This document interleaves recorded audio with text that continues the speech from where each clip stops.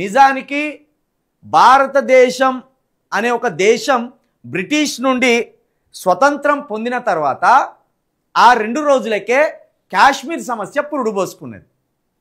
కాశ్మీర్ అప్పుడు మనది కాకపోయినా కాశ్మీర్ రాజు మనతోటి ఒప్పందం చేసుకొని మన దేశంలో విలీనమైన పాకు కాశ్మీర్ మీద కన్నేసి ఆగం చేసింది. అప్పటి నుండి ఇప్పటిదాకా పాక్ ఆక్రమిత కాశ్మీర్ అనే ఒక అంశం మన తలలో ఒక పుండులాగా అయింది. ఆ పుండు మీద మందు పెట్టే లీడర్ ఇంతవరకు రాలే. పోనీ మందు కాదు, ఆ పుండు మీద రోజు గిచ్చినట్టు చేయకుండా కనీసం పుండులాగే ఉంచే లీడర్ కూడా రాలే.